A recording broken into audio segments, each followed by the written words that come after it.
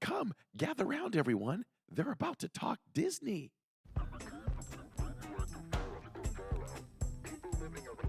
I am still so confused as to whether I'm going to eat at Connections or Creations. So the only way I can keep them straight is I have to think, okay, well, my mouth connects to my stomach, so I guess that's Connections.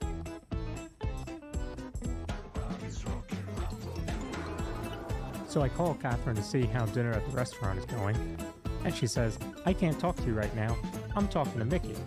So I'm like, okay, here's the big cheese. I get it. And then she says, hold on, he wants to talk to you. So she FaceTimes me, and I'm FaceTiming with Mickey as I'm getting ready for the podcast. I don't understand why people spend hard-earned money on a Mickey ice cream sandwich in the parks. I mean, we literally all have ice cream sandwiches in our freezers at home.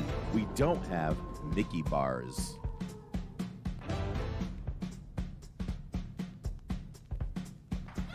From the mind and creator of the Disney YouTube channel Living in Diz comes a whole new Disney podcast. Okay, can we talk some serious Disney here now? Nope. Get ready for all the Disney knowledge that you can handle. It's Corey. It's Lawrence. It's the DIZPod.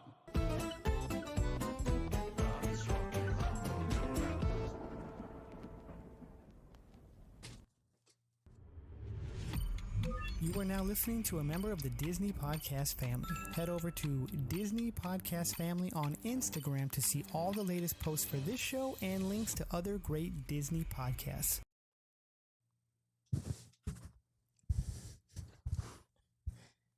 Hello and welcome everyone to the DIZPod, episode 74. 75. You know, I was going with 5 and something made me do 4. I was on a roll. I should write this down, but I don't. So, Lawrence, it's cold again. It's cold. It's cold outside.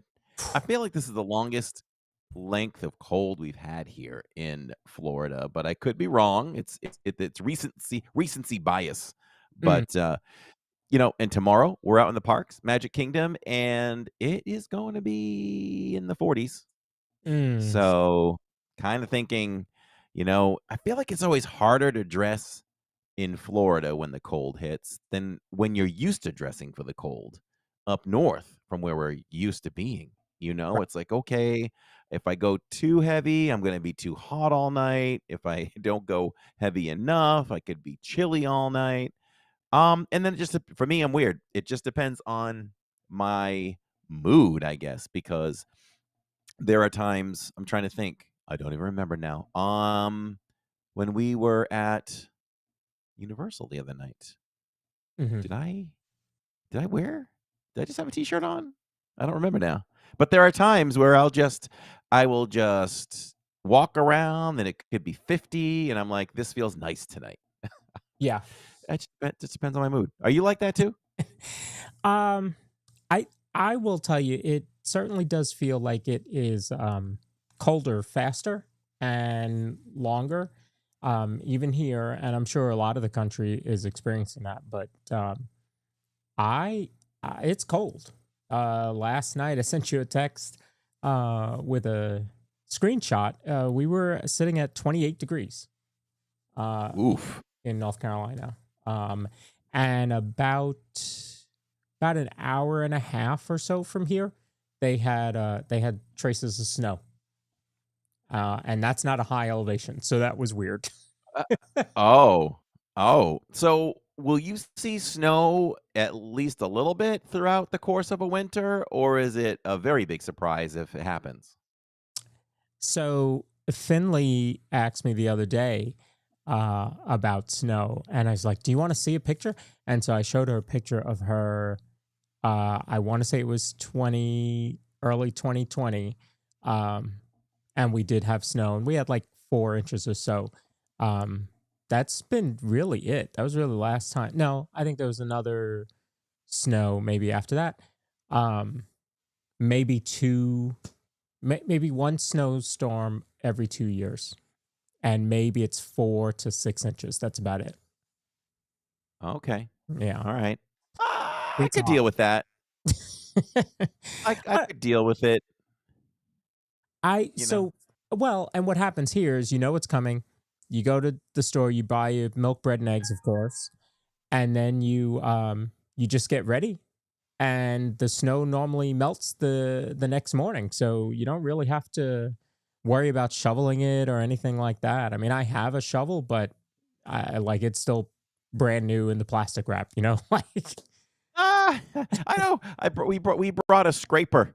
There was so much that we could have brought down from Maine, but I just held that scraper and looked at it, and I was like, "Well, I don't know. You never know." Mhm. And I did use it once. I did use it once in 8 years. So I guess it came in handy. Hello in chat. We do this live because we do it for you.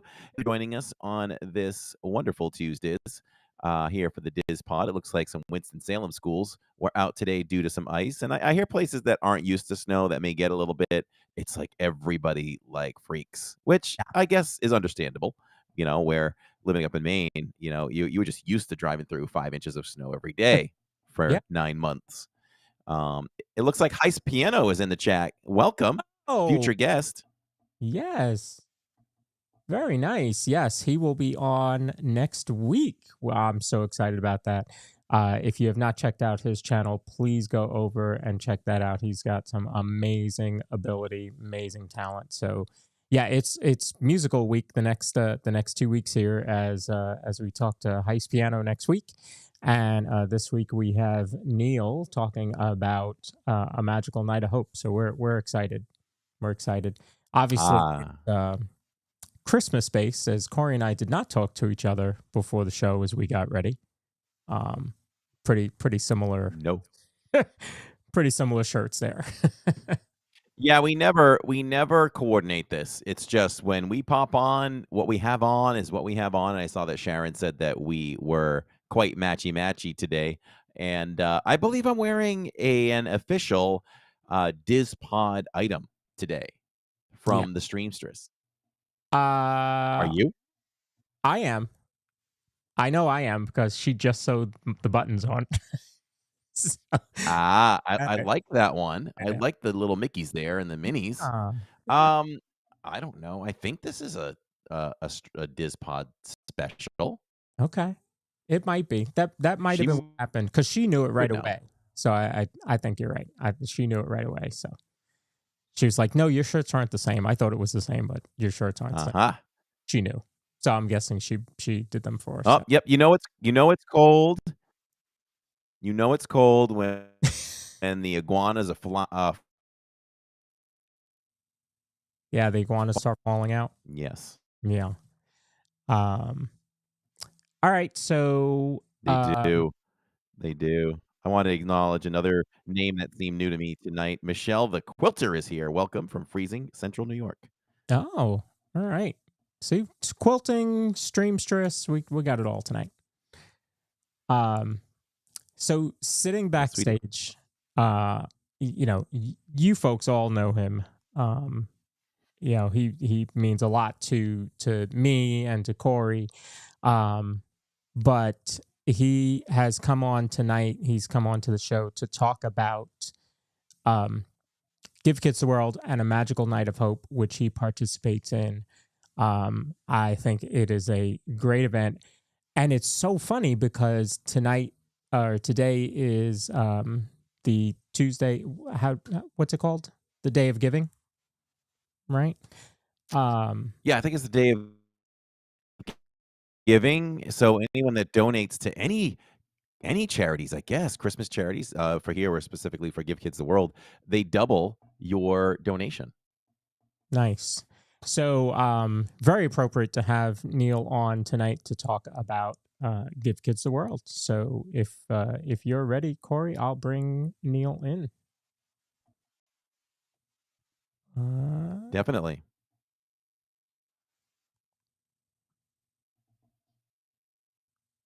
oops, hold on. Sorry, guys.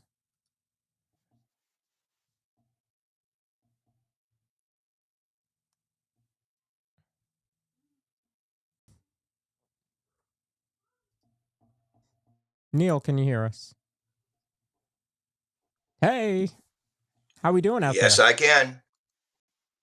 Oh, Giving Tuesday. Thank you, Mom. We're doing good. I see the chat. I actually remember how to turn the chat on. I turned on the chat. um, I so thought he Now I wasn't can allowed read to the see the chat. chat. oh, he has ways. He has ways. So Neal, I appreciate you coming on. It does mean a lot to me. I have not had the privilege of being at Magical Night of Hope, but certainly being in this community for the last 2 years, know a lot about it. But for those that may not be familiar, can you kind of give us an kind of the background on Magical Night of Hope? Sure. It's very interesting. Alyssa and I knew many of the streamers that go live all the time from Disney before we moved here and before the pandemic. And I, during the pandemic, I sent out a ton of music to certain people that I knew, if they wanted to hear, they knew I was a trumpet player. And we moved here, and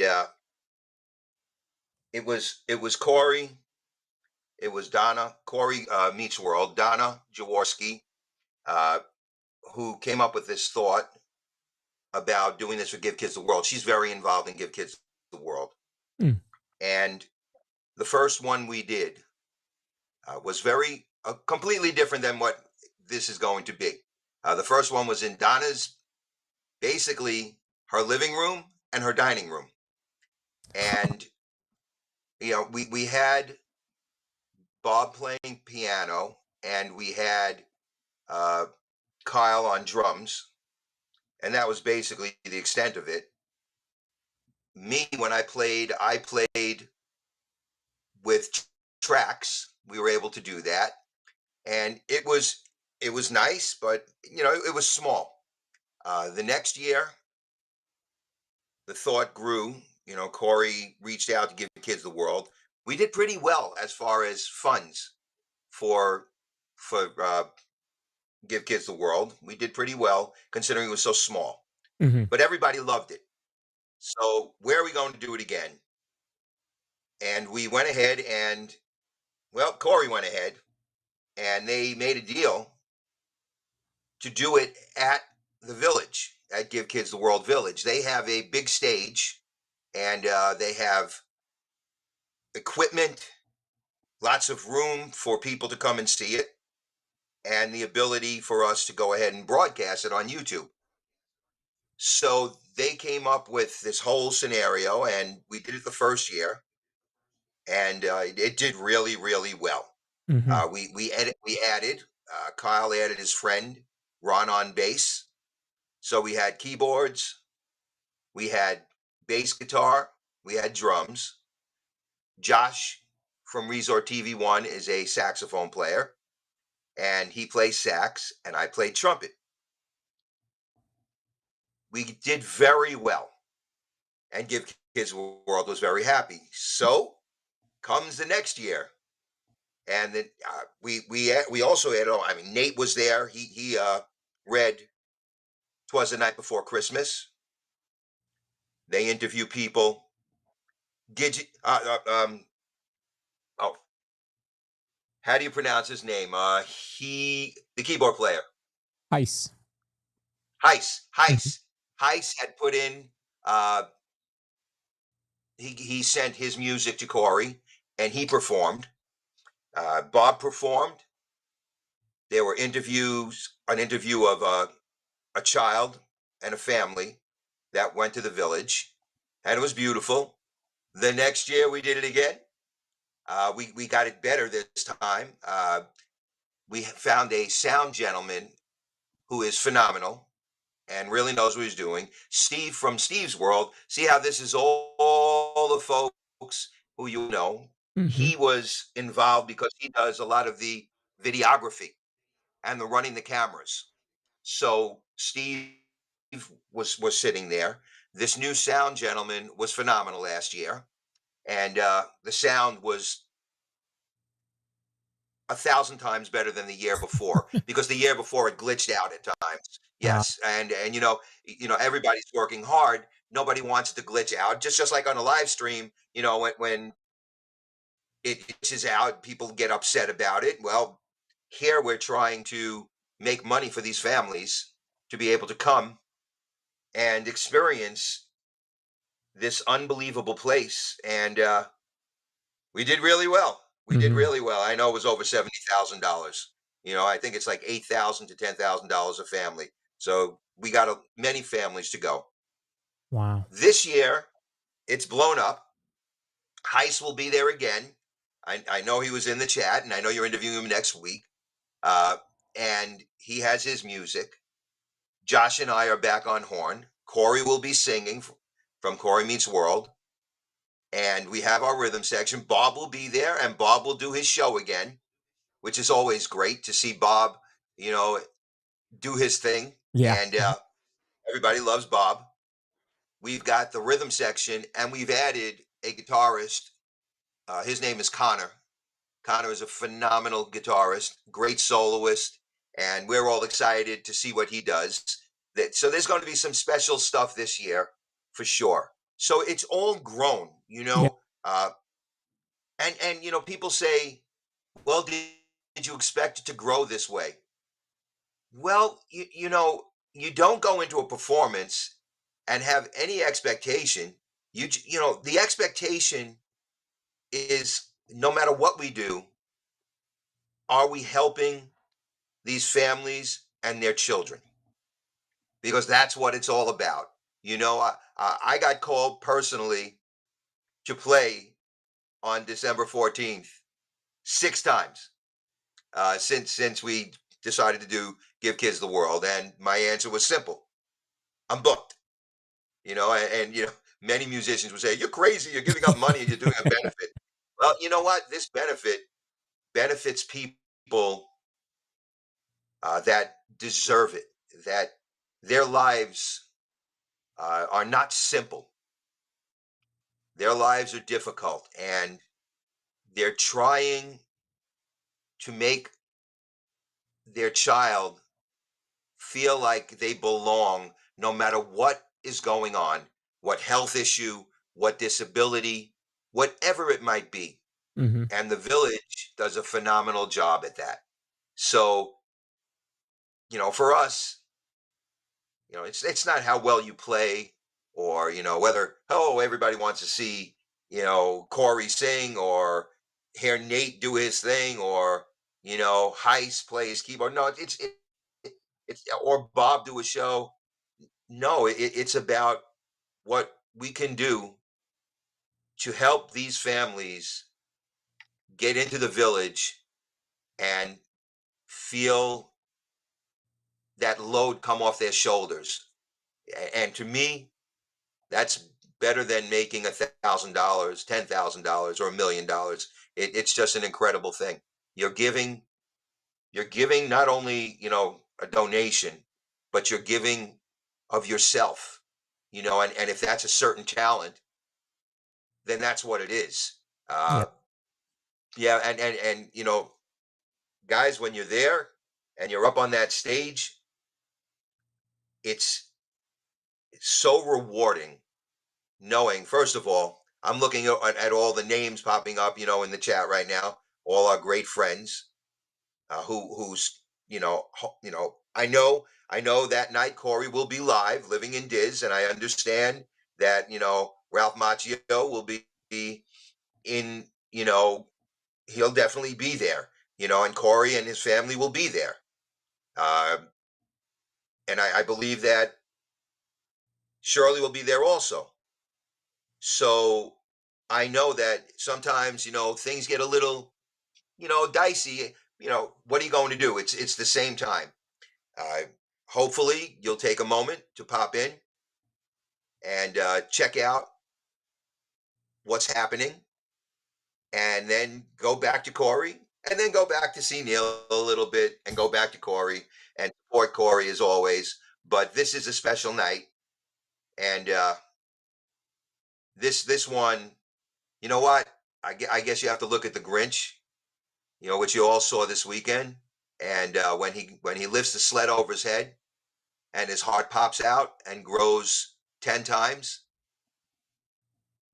doing this makes Neal the Grinch heart grow 1,000 times. So Where it's is Neil the Grinch? There is no Neil the Grinch. You I'm know, just, I'm a teacher. I like to make comparisons. yeah, yeah. Well, I know I watched last week, or excuse me, last year, and there were Corey was there not for Night of Hope, but there was some event that I don't know if you remember what the event was, but there was some event, I did.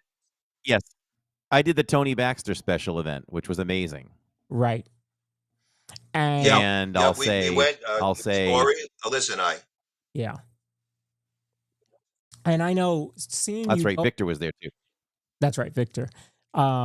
Seeing you go around, and see that how that area is set up, and it's just it's not like it's not like a hotel. It's not like a resort. Like the feeling is to give these families individuality, right? And they don't feel like they're in a hospital.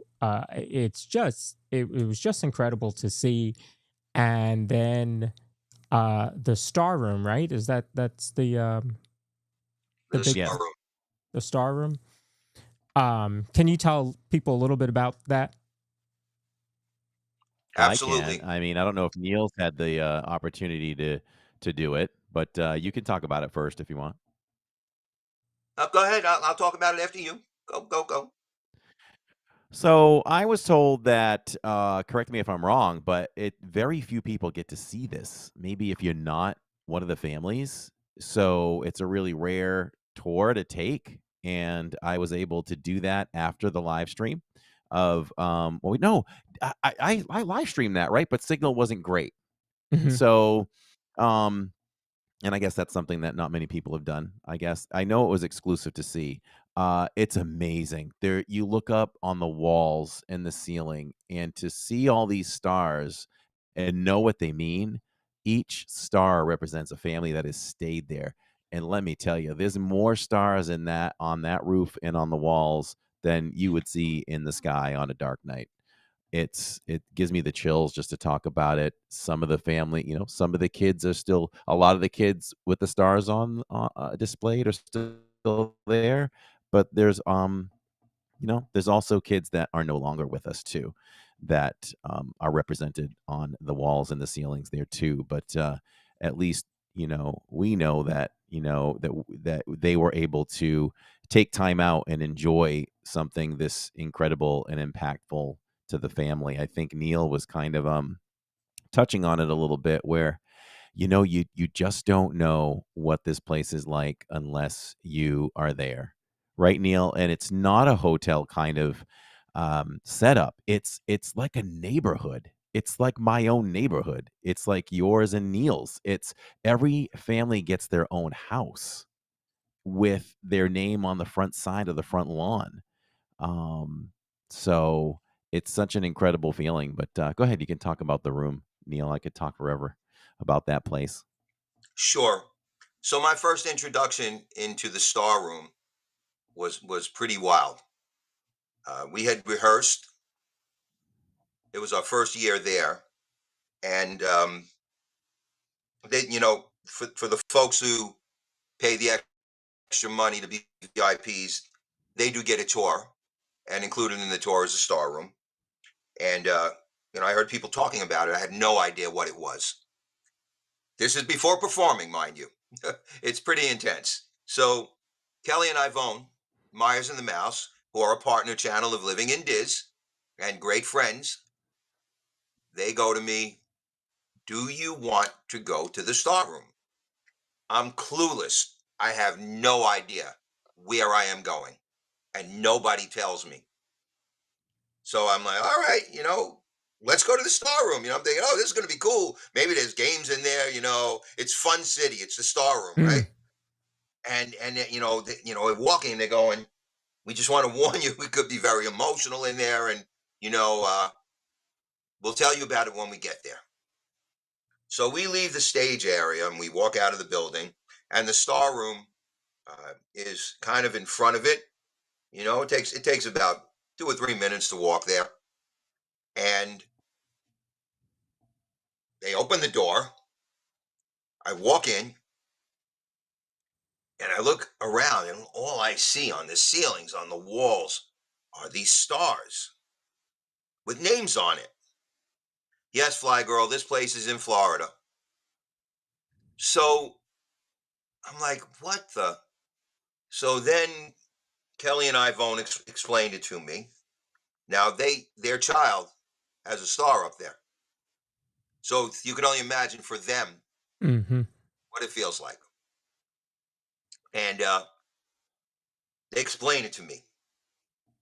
Each star is a child or a family and the child who've been to the village. Now, when you walk through, it continues going back and back and back. They keep adding rooms, which is intense. They're adding rooms, right? Then they tell me, here's where they laid the bomb down on me. Many of these children are not here anymore. And I'm like, oh no. What? Like, I'm thinking, we're in the star room. This is a room of miracles. But at this moment, now I'm thinking to myself, children are no longer with us. Be it little babies, you know, in the middle, Mm-hmm. teens, they're no longer with us. And I'm just sitting there, I'm standing there, and I'm looking and I'm looking, and I'm just going, now I have to go out and perform. And all I could think of, to make myself get back to a place where I wouldn't make a total fool of myself in performing, was that whatever the scenario was for the family or the child, when that star was put up there, they were in the best place they could be during their lifetime. That the joy of being treated like everybody else, I don't Mm-hmm. want to use the word normal. I don't like the word normal. I was a special education teacher my whole career. I hate the word normal. Normal is what normal is to the person. Mm-hmm. Okay. But they got the opportunity, like you said, Lawrence, to go in a swimming pool. They have special facilities for the swimming pool. They have rides. This is all on the grounds. So now, obviously Kelly and Ivone saw my face and they knew I was blown away. Uh, I was blown away. It takes a lot to blow me away. Mm-hmm. I've seen it all. I've done a lot. This is intense. So, for those of you who have never been to the village or support it, if you live in the area, if you come on vacation, if you want to go to the village and, you can be a volunteer there, you might get your opportunity to go into the star room. Now, there were families in there when I went in there, and they were looking up at the stars. And they were like, they got a special way in the room. There's special, like, screens and all these things that, so when the kid's name or family is going to be put up there, they go through this whole process in the room. And they were doing that while I was just this person that right now was like falling apart. What is worse? Now, I will say this. I do know, for a nurse, a doctor who works in a ward for children, uh, who might have cancer, you know, it's a horrifying thing. but and the person who works at Give Kids the World, they see this regularly, and but for the regular person who just walks into this, like Corey sees things every day on his job that might shock us when he walks into somebody's home and sees conditions or the condition a person's in, and he tries to help them. If you do that on the regular, when you do that, you become accustomed to it and you acclimate to it, Mhm. and your body Mhm, reacts mhm. differently. Your body reacts Yes. differently. Your mind reacts differently. You're more prepared for the possible tragic end to the story. You're more prepared. You know, uh, I was totally unprepared. When you go in there, this is the land of joy. I mean, it is. It is for people who can't experience a lot of things. That they send them to Disney if they want to go. They send them to Universal, whatever. That's all included in the money. They feed them. They have their own house. They so on every at every one of these. I say you want to call them a bungalow, small townhouse condo. Mhm. The name of the family is put out there, so it's their home for their stay. Mhm. So that was the first thing that blew me away, because we park in the back and then we walk or we take a golf cart and you just start passing these houses with all these names on it. And you're like, what the heck is going on here? Do people live here? No, the families live here Mhm. during their stay. And, you know, so the star room is intense. It's intense. You know, you just wish that everybody was still with us. And then no matter what you wish, unfortunately, it's not reality. So Kelly and I Vaughn walked me back in, and we talked about it, and they saw a little. I don't cry much. They saw a little tear coming out of my eye. I'm like, oh my goodness, but I'll never understand a world where beautiful children have to suffer. Mm. I can't. It's very difficult for me. I hate seeing anybody suffer. To be honest with you, my preference is that everybody get along. We all help each other, and man, just hope that the outcome is always good. But unfortunately, the outcome isn't always good. Obviously, I know that. I was a high school dean. For 33 years, I saw bad outcomes. But these are little children, and but now we go to the bright side. So I go back inside, right, and it's getting time to perform. And I'm talking to the guys about it. They didn't see it, and in the band, and they're blown away by what I'm telling them. I'm like, yeah, this is real.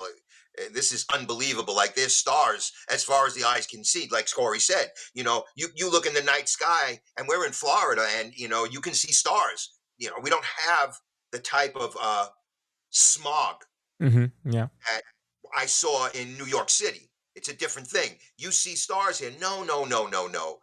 It's everywhere in these buildings. And once again, when they told me they're building another extension, Mm. I'm like, oh my goodness, how many kids? And just think about the kids that, don't even know about it and never get to go. I mean, and then there's all sorts of beautiful um, programs that do this stuff, obviously. The NFL partners, they do it.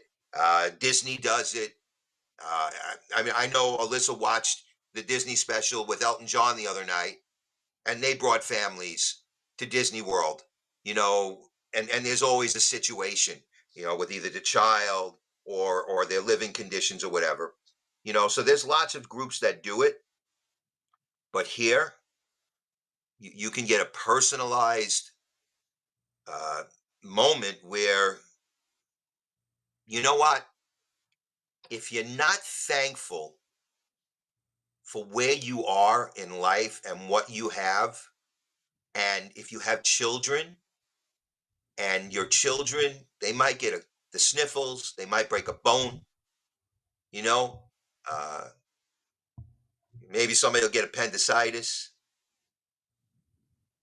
If you go here, you will not say, why me, for long, because we're the lucky ones. You know, I mean, I'm watching Corey's children grow up.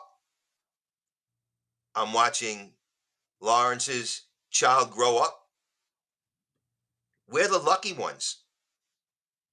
Uh, and don't get me wrong. Every child, no matter what their lot is in life, I know the parent feels lucky when they're born. They do. But when we start grimacing and grumbling about what our kids are doing, and this and that, we have to always remember, and this place brings it right home. It could be a lot worse. Mm. And yeah, so now I go on stage, and we start playing, and of course, as a performer, let's talk about performing. As a performer, you're a professional. I've played thousands and thousands of times. So I go on the stage and we hit it and click. I don't get affected by the audience. I don't. I'm a professional. I don't get affected by the 2, 3, 4,000, 5,000 people watching in YouTube land. Doesn't bother me. We play music. My mind is a different place. Then Corey comes over and goes, "Oh yeah, Neal, you want to tell us about what you're thinking?" And this was the first time I saw the Star Room. Mm. Give me the microphone, and you can look back. And he says, and I say, Kelly and Yvonne Myers just took me into the Star Room, and I felt my voice cracking. It's unbelievable what you are able to push away as a performer, but the second you think about it, Hmm. comes back to haunt you. And I'm like, and I could describe my feelings, and how happy I was that everybody there was supporting this particular cause. And yeah, it was intense. It was intense. Go ahead, Lawrence. You must have more questions. So, has it gotten easier since that first time you saw it? So I went in one more time momentarily. Uh, I would probably say that the first visit was the one that really got to me. Uh, just going to the village is very emotional Hmm. because you pass the pool and you see these special devices they have to allow somebody who might be paralyzed, might not have use of their legs, their arms, whatever, uh, to be able to go into a pool. You see all that. Now, don't get me wrong, I've seen that in hotels also, Sure. but this is a different place. This is children oriented. It's different. Uh, they have the rides, and you see special accommodations for the rides, just like Disney makes on certain attractions. Hmm. Oh, I wanted to So, interject on that too. sure. Did you know that those are Disney rides? Imagineers are responsible for those rides that give kids the world. Wow. They help Go design the ahead. whole village. Yeah. There's a big connection between Disney and the village, a big connection. As a matter of fact, our own son, as a cast member, went and volunteered there. The Disney cast members go there regularly and help out. So it is a big connection. All right. So you come in and you know where you are. I mean, what are you going to do? You don't. Where do you see a place like this? I don't even know where. It's unbelievable. So Mhm. I saw somebody write that it's in Kissimmee. Yes, sure. I think Shirley wrote it. It is in Kissimmee, which is, uh, I mean, it's literally because where this is the road it's off of is Route 192. Route 192 was the route you took the year Disney opened to get to Disney World. Yep. And there were these like Days Inns and Yep. Holiday Inns and old world tourist traps and T-shirt places, Florida oranges. That's what was on Route 192, and that's what took you to Disney World. Now it's a whole different thing. I mean, you know, it, Route 192 blew up, but you very really, unless you really want to go check it out, you don't have to ever leave Disney. Hmm. But this is off of Route 192, and you go down this street. It's an unbecoming street. It's a residential neighborhood, and suddenly you drive up in this big wooden gated area, that goes way back far. They have a guardhouse. You got to get signed in. Then you go park, and like you're in a special place immediately.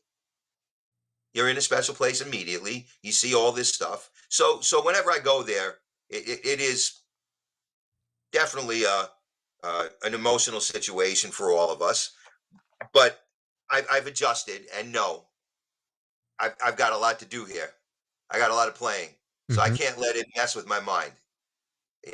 All I can do is stand up there with my horn, and when I play the best that I've ever played, that I could ever play in my life, just to give more of myself than when I'm making a lot of money. And it's what I try to do. I don't hold back. I just go for it and let it ride. And you'll see. Corey does it when he's singing. Josh does it when he's playing. And there is a difference between Josh and I. Josh is still teaching. He's not a professional musician like I am.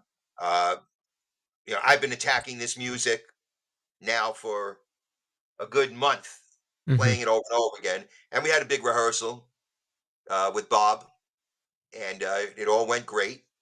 And then we'll rehearse again the day of. We get there early, and just let you know what we do. We get there early, and the full rhythm section will be there. So when you're at a certain level of a musician, uh, it you don't have to rehearse numerous times.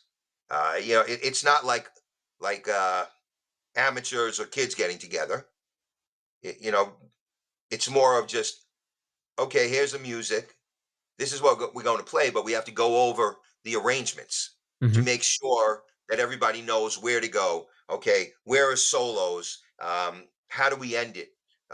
There's certain things in the music, repeats, signals, codicines, DSs, delsenos. These are all musical terms that we go over to make sure everybody knows where to go, so that at the show we don't mess up. And we did that last night with Bob, and everything was beautiful. Uh, Bob's a great guy. For any of you who've seen Yeehaw Bob, you know Yeehaw Bob from Riverside, but you don't know Bob as Bob. Mm. Bob is an incredibly talented, loving, nurturing, cool as heck dude. I mean, when the hat comes off, and those big shoes and the yellow pants aren't on, he's just Bob, and Bob is a special person. So I just want you to remember that about Bob, because I know a lot of you have seen him do his show, and it's a great show. Yeah, I mean, what's better than seeing Bob lift the piano with his knees, over and over again? Let me tell you something. He's lifting the piano with his knees. There's no trick there. It's not a seesaw. It's not like one of those horses that your kids went on No, he's lifting the piano with his legs. Bob is a grown gentleman. I will not give years. If you want to know his age, you could go see his show. He'll tell you. But Bob has been around just like me. And he's a sweetheart. And he takes this really serious. And the other gentlemen playing take it really serious. And hopefully on the 14th, you will hear that. There's some great stuff that's coming up. Hi, Court. Hey, Benjamin. And how long would you say you guys play for that night? Oh, this is going to be a long show. I mean, oh goodness gracious. Now, well, I'm not gonna get into it. It's a long show. Okay. I mean, I'm playing. So it's like a variety show, right? So you start with Yes, some music, you work a story in from Nate, then back to sure. music and an interview. Uh, So it's all constantly changing. There's numerous songs that will be sung. There's some surprises, okay. and there's some things where I promise you. Hi, Kristen. I promise you, and I want to strike.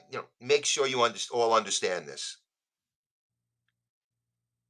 It doesn't matter whether you bought a plane ticket and a ticket to come to give kids the world. If you're watching on YouTube and you make a donation and you get to enjoy it, even the replay, yes, Disney, Erin, it will be on numerous times, and there will be an opportunity to donate even after we're done. The final count doesn't happen. I think Corey keeps it open for another 2 or 3 weeks. Hi, Michelle the Quilter. How are you? Michelle is another. Um, There's a lot of friends in here, Lawrence, that we know from Pete McDevitt and all that are popping in. So Love, it's nice to see them also. love it. Absolutely. yeah, and earlier Neil was mentioning, where we'll be live streaming good old Mr. Cobra Kai, Ralph Macchio, Miyagi Do. Um, Throughout, I was talking to Lawrence about this. So throughout the stream, we will make sure at least every hour, probably more than Sure. that, we will be mentioning what's happening over there on Corey's channel. We'll put the link in so people can go over and they can go between us and them. Um, if they want to run two devices, they're welcome to do that. Or if they just want to go and watch Corey, that's fine. That's fine. It's a special night. And if we can make it so that we can put the link up too, they can donate straight through that too. So we'll be supporting from Epcot too. Well, Excellent. I'll be producing the live stream from here in the studio, so I'm already running some things in my head to be able to do. Listen. You, I have an idea. I have a wonderful, horrible idea. So I know what you're thinking. Can I take a guess? go ahead.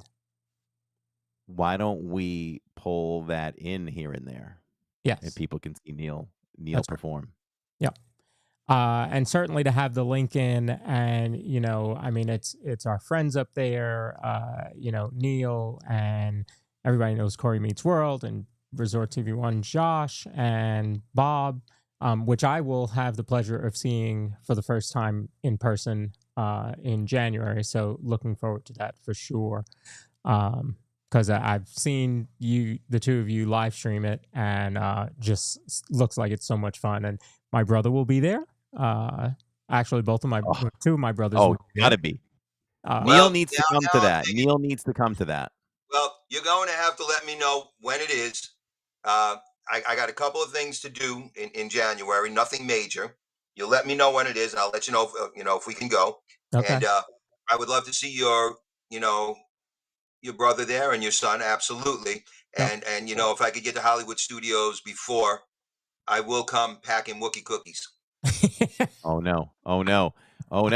And what was I gonna say? It'll be like the Wednesday or Thursday, most likely after New Year's. So we're all going. Tammy's gonna see him for the first time. Jacob. So Yeah, you got to come along. It's going to be a party. Okay, now while we're live, so that's January. Uh, the I'm performing. What is this here? January 9th, which is a Thursday. It's not a Thursday, right? No, we're talking like what, Lawrence? The Like this. second or the third?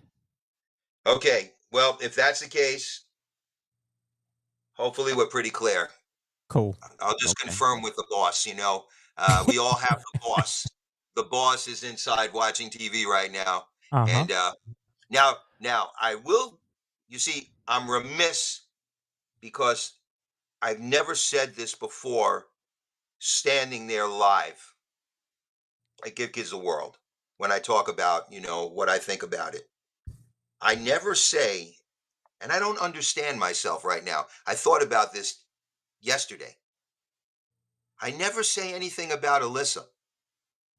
And the truth of the matter is,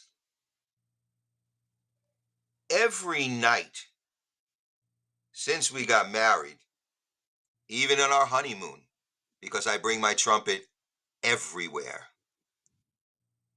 and we might be in a hotel room. Of course, I'll play with a mute in the trumpet. I practice. Mm-hmm. You don't get a lip like this unless you play. This is not normal. Uh, my, Mrs. Rosen did not create, and Mr. Rosen did not create this lip. It's from the Thought that trumpet, and might I have been from do living all in the New time. York, dealing with some troublemakers. Bep, bep, bep. No. Yeah, as a matter of fact, you'll laugh. I'll tell you a story about this, but I'll just quickly say it now. But when we were alone, I'll tell you a real story.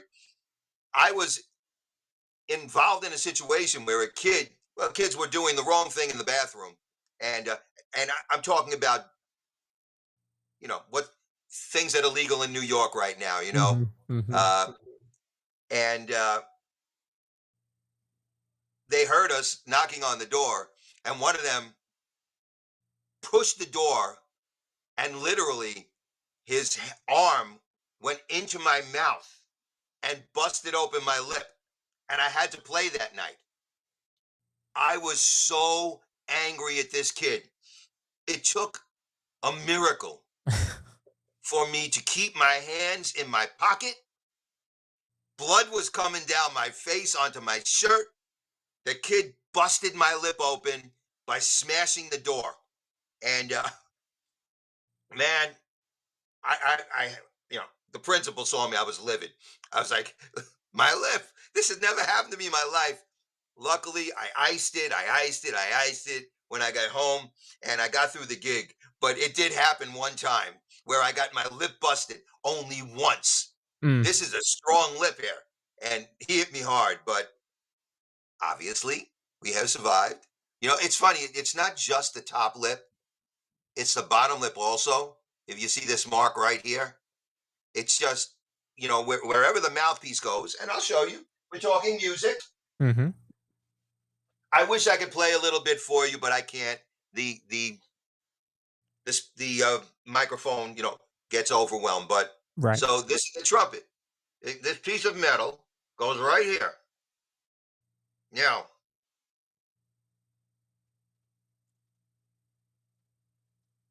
this whole area is being attacked by this piece of metal. Now, many of you will say, "Oh, I did this and I did that, oh my, I cut my hand, oh my, I stepped on a nail with my foot." And I will say to you, I understand that because that's happened to me also.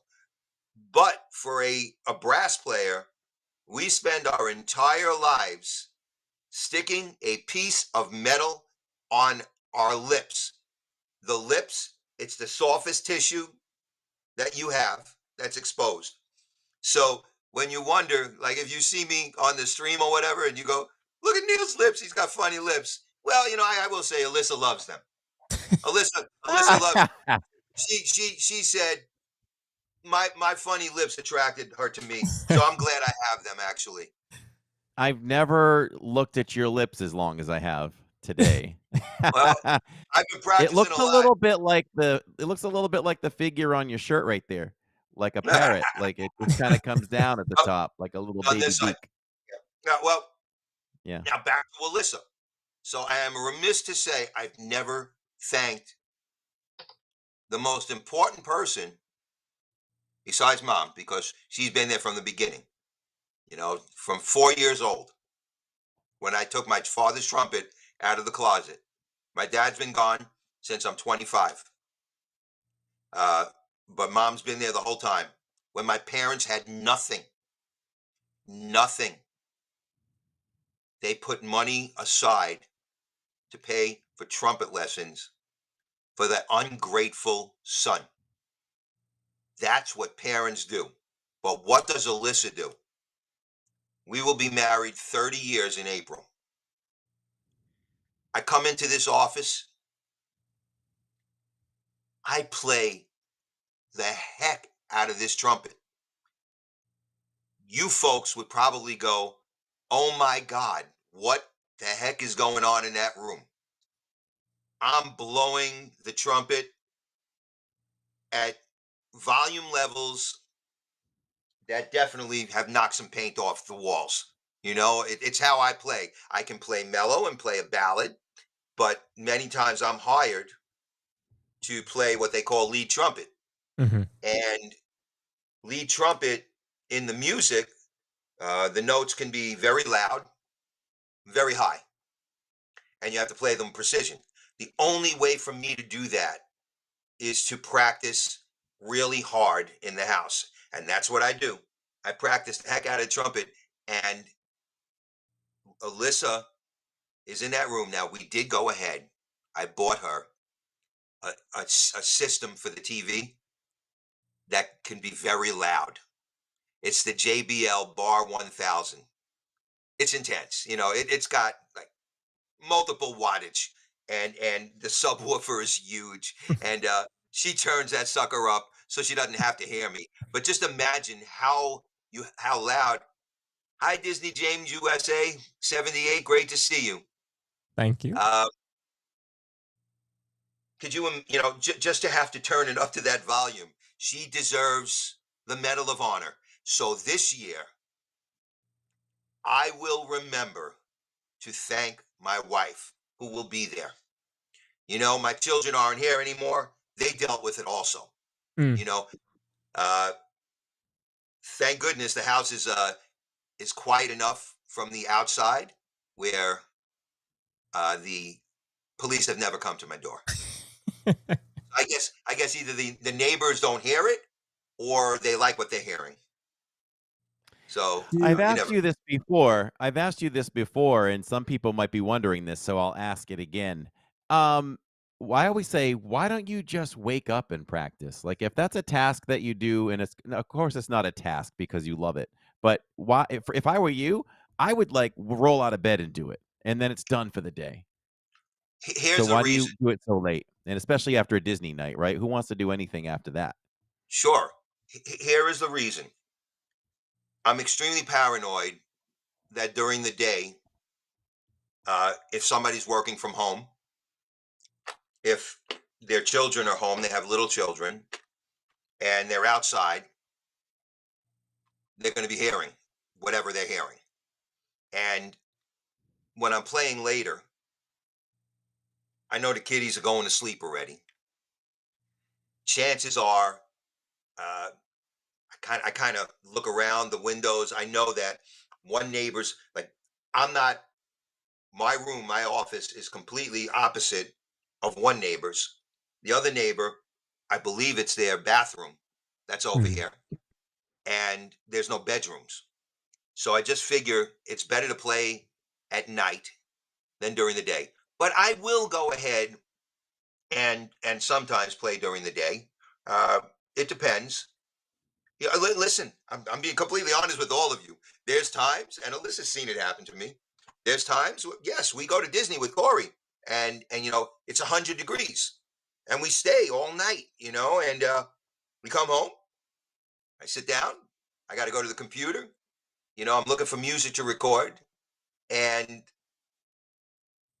it's about, I'd say, at that point, 11, a little after 11, and I open my eyes, and it's 12:30, and I say, "Oh no, I I I completely passed out. I passed out." So I'll drink some water. Now I have my second, third, fourth win, and I'll get down to playing it. I'll play stuff, and I tell my friends I was sleeping when I played this. When I recorded this, I was sleeping. They don't believe me. I'm like, I fell asleep. Hi, Josh R. And you know, I wake up and I get back into it. I'll smack myself in the face a couple of times, drink the water, and go for it. So it's kind of, believe me, I would love to play during the day also. But you have to remember, Alyssa and I do go out a lot. Hmm. We go out a lot, I mean, and we go to, well, we go to Disney a lot.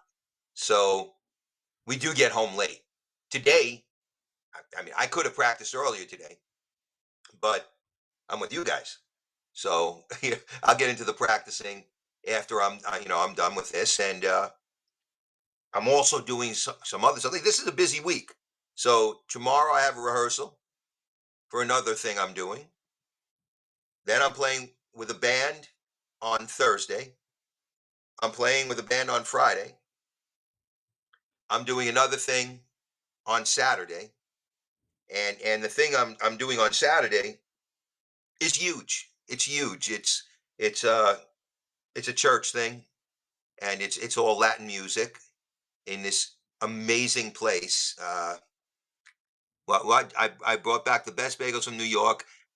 Josh R, I saw you write that to me in the chat when Corey was live. Yes. Where did you get the bagels, Josh R? Give me a name. Give me an area. Let's see if I know where you were. Hey, James West.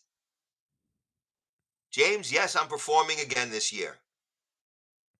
They brought me back. I think they like me, James. Sharon wants to know, what do you do with the recordings? What do I do with the recordings? Okay. Uh, it's very interesting.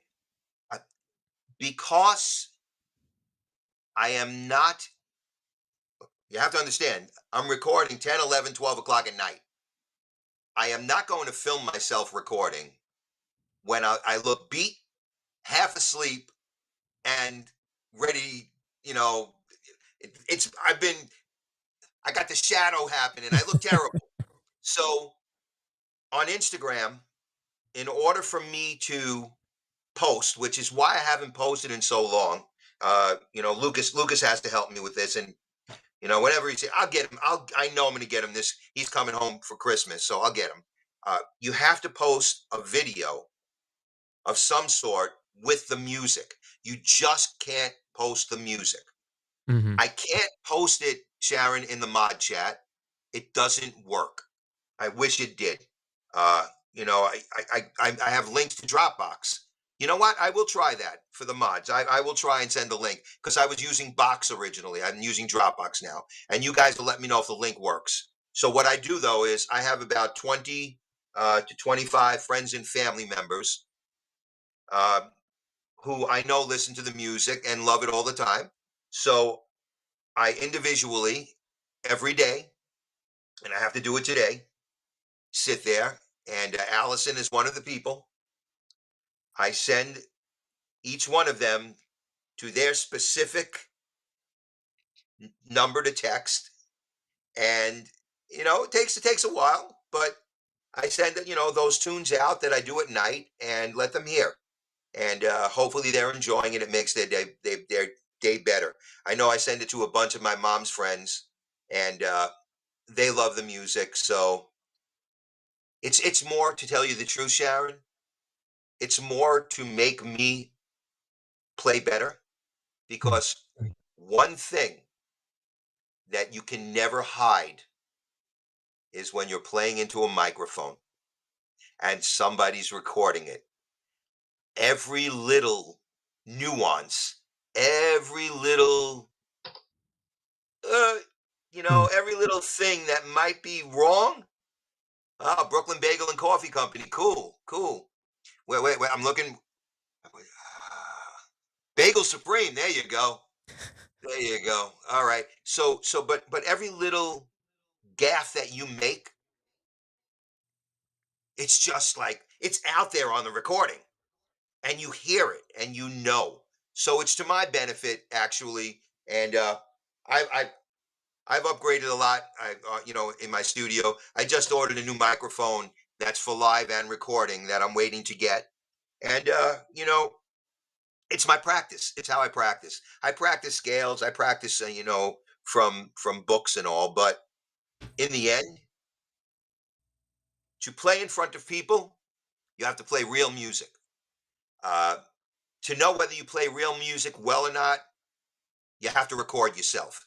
Now, I don't push myself crazily to play live in Orlando. In New York, I played. I played every week. I played sometimes during the week, at night after school, and I played on the weekends. Here, I'm not doing that anymore. It's just different, I've done it all, and I've been asked to play at Disney, and I'm not patting myself on the back at all. This is a fact. I have all the trumpet players in Disney are my friends. I play with them in other situations. I do not want to play in Disney. I love Disney with my past, with my wife, with my kids, and with my friends. That's why we go to Disney. I don't want to go to Disney wearing a marching band outfit and do that. Although I would love to do it, and be part of that, and say, "Oh, look what I did." It just doesn't make me.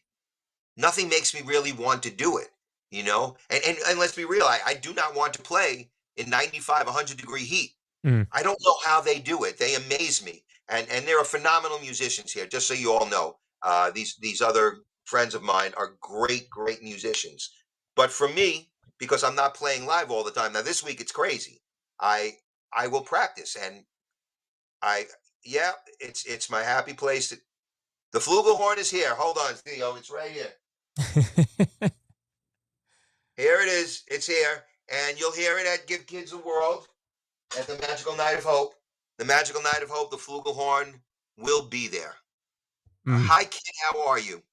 And for those of you who have watched, and I got yelled at by Alyssa last year uh, because the camera came to me and I'm sitting there texting, and I'm not texting. I was in the live chat saying hi to all my friends and all the people that were watching, and she said, "Oh, you look stupid. You're on your phone." I said, "I got, they're saying hi. I have to say hi back. I can't not say hi back.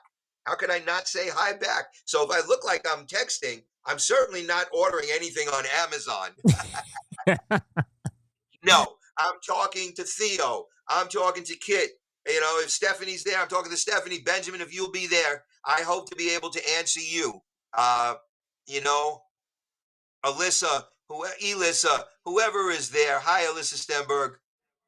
Whoever is there, Alicia, if you're watching, if I don't see you writing, I promise you, if you are watching, you know, I couldn't be happier. I couldn't be happier. But like I said, and I will always put this in there, this disclaimer: Corey is going live, and Ralph Macchio, the Karate Kid, will be doing the Christmas story, and many of my friends are playing at the candlelight, Mm. and they all asked me to do it, and I said, no, I'm not doing it. Uh, I'll go watch it.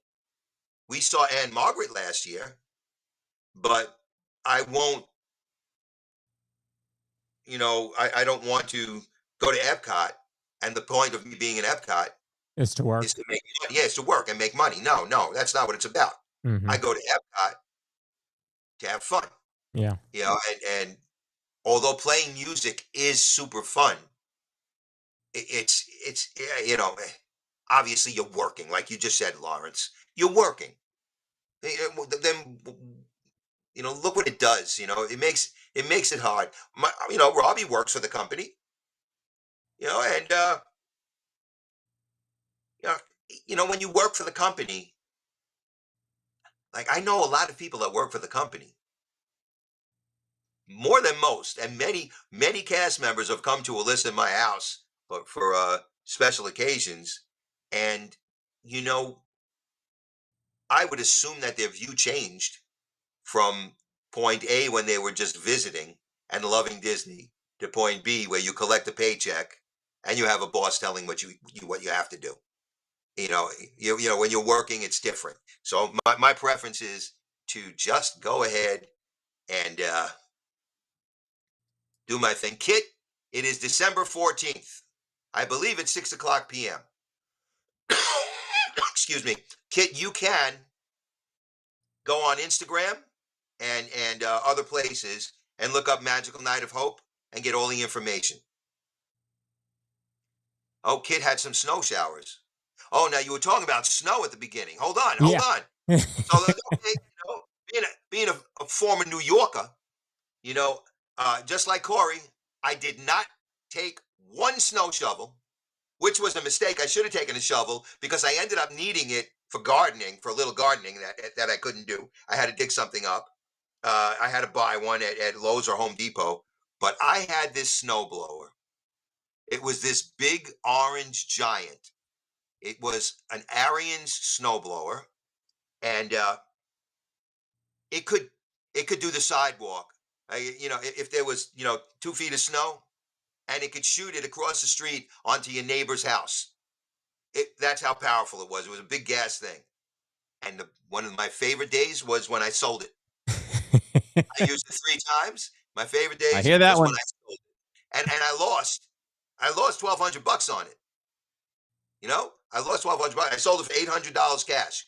I lost $1,200 on it. I didn't care, and I gave away all my snow blowers. I gave away a whole bunch of tools. We just couldn't move with all that stuff. Yeah. Yeah. And why would you? No need. Yeah. Yes. You talked about the boys. Did they play instruments when they were growing up? Well, yes, and now you have to remember, Daddy's a musician, but he's also I was a teacher, an educator. The life of a musician is not an easy one. Mm-hmm. So Robbie started on the trumpet. He did. He didn't last long. He liked singing better, so he went to singing, and he actually sang all through college in a cappella groups. And Alyssa and I went to see him. It was pretty neat. Lucas, he got involved in music, and he played percussion and the drums, and he kind of gave it up after we called it junior high school, but middle school. Mm-hmm. It's middle school on Long Island also. He gave it up. You know, he's a very cerebral individual. Now, do I care? I'd much prefer my kids to be professionals than to do the life of a musician. It's very difficult. I Yeah. have many friends who are phenomenal, but all they do is music and they struggle. You've heard the stories about the struggling musicians. Yeah. Not everybody is Michael Jackson. Not everybody is Michael Bublé. Not everybody is Madonna. Not everybody, is Neal. Ariana Body's Grande. Neal. Yeah. I mean, look what Ariana Grande has turned into. She's Glinda in Wicked. And the rumor is they paid her like $15 million. So, I mean, for some, it's very lucrative, but for others, and it also depends on the genre. Mhm. If you're a jazz musician, how many people listen to jazz? It's a limited group, and it's tough. It's tough. Sharon says you can leave New York, but New York never leaves you. Former Brooklyn Queens girl here. There you go. Yeah, those of you in Now, chat, let us know what instrument you played growing up. I played the clarinet for about 2 days. there you go. That was it. I was like, nope, not for me. I wanted to learn the piano, but I was not coordinated enough to use both hands. Just couldn't You do know, it. Yeah, the piano, okay. I was just Now gonna go. say I played the trumpet like Jacob, and Jacob and I probably lasted about the same amount of time. I don't know if I lasted more than 2 or 3 weeks with it. Just wasn't patient, but I instead wanted to do the drums, but, in public school, you got what you got, and whoever got selected for the other instruments, that's who got it. Maybe I could have spoken up, but, um, I I would rather have played the drums, but as I got older and I just never wanted to put the work in, but I wish I could play keyboards. I'm infatuated by the violin. I just think that's such a cool instrument. Um, but it's never too late. Hmm. Who knows? Retirement. No, it is never too late. And I forget who I was talking to. Somebody, said, "Oh, I could never play the trumpet." And I was like, "Listen, I can get you to make a sound on the trumpet. I can promise you that. You might not be, Miles Davis. You might not be, Doc Severinsen, Maynard Ferguson, or whatever, but I could get you to play the trumpet. All right. All I right. All right. promise." Bring it to the verbo. Bring it to the verbo. Let's give it a try. Now, I did teach music. All right, Hannah played violin in grade school. Hi, Tiffany. Grandma Grover plays the piano. We know Oh that. wow. Yep, yep. And she was a church organist for over 50 years. Yeah, Hmm. Grandma Grover has some talent. That's for sure. Let's see. What did we miss? Court on Main Street tap dance. That's really nice. Uh, so I Pamela V played guitar, violin, and sang in the school group. Opa, Pamela, Opa. Neil, if there was another instrument that you wanted to play, what would it be? If there was another instrument, okay, you're going to crack up. There's two instruments. Now, I did play guitar. I can teach beginning guitar. Okay, so I can teach first position guitar. Remember, I was a high school teacher for many years. Mm-hmm. I taught the band class where I taught, kids how to play saxophone, drums, guitar, you name it, you know. But if you've heard me play, like when I start getting crazy, I feel like if I had an electric guitar in my hand, I'd be one of those shredding, wailing guitarists that would just blow people away. That's what I believe. Like I've gone and battled with guitarists on my trumpet. Now remember, a guitar is electronic, Mm-hmm. okay? You use your fingers, but you use a pick. Yeah. You're not using this. And I've taken on some great guitarists Mm. and shredded them with the trumpet. Now, the other thing that I think a personality like mine is, I would the drums. Like I know, and the thing with the drums, the piano. I'll tell you the real difficult instruments. The piano is very difficult because you're reading not just a melody, you're reading multiple notes, and Grandma Grover knows what I'm talking about. On the staff, the musical staff, it's the same as manuscript paper that we write on, but that's the musical staff. It's manuscript paper for musicians. So there's multiple staffs, and you're playing in different clef signs, which are different registers. There's the treble clef or G clef. There's the bass clef. And you have to be able to play the piano and the drums, separate a certain part of your brain so that when your eyes are looking, your left hand and your right hand are doing two separate things. Mm-hmm. Okay? That's the fact. You can't just look at it and go, oh, look, and go like this, like people playing hot cross buns. No, no, no. When you really play piano, you have to be able to read the music and you're reading multiple lines, Yeah. and that's a tough thing. Now the Josh R, you know that. The violin itself, it's an instrument that has no frets. For those of you who've seen a guitar and you look at that long neck, the fingerboard on that guitar, there are frets, metal bars. Well, that tells you where the note is. Mm-hmm. Well, in the violin or the viola or the cello or the bass, the contrabass, there's no frets.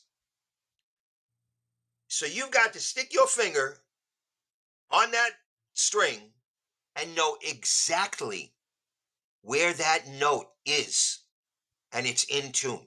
Right. It's a murderous instrument to play. Murderous. So, and the drums now, everybody, oh, let's bang the drums.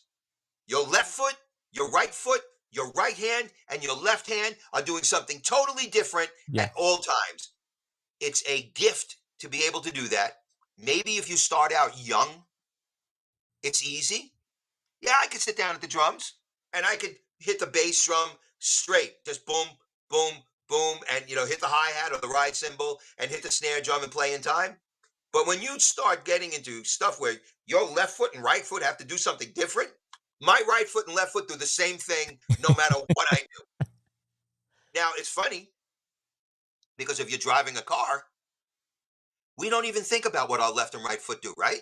Mm-hmm. Because from the day we got behind that wheel, it's been drilled into us that this is what you do. Your right foot goes from the gas to the brake so naturally. And for some Mm-hmm. people, they actually use the right and left foot, which freaks me out. I've seen people use the left foot to brake, you know? So, it's another thing where the brain is so wild that it can pick up on this stuff. Uh, Wild, wild stuff. And so there are some very difficult instruments. Now, what is difficult about the trumpet? I'll tell you. Josh is playing sax, James. Mm-hmm. The Wild Wild West is in the chat. So the trumpet. Now Corey gave up, and unfortunately Jacob gave up quickly. It's not easy to produce a sound. It's not.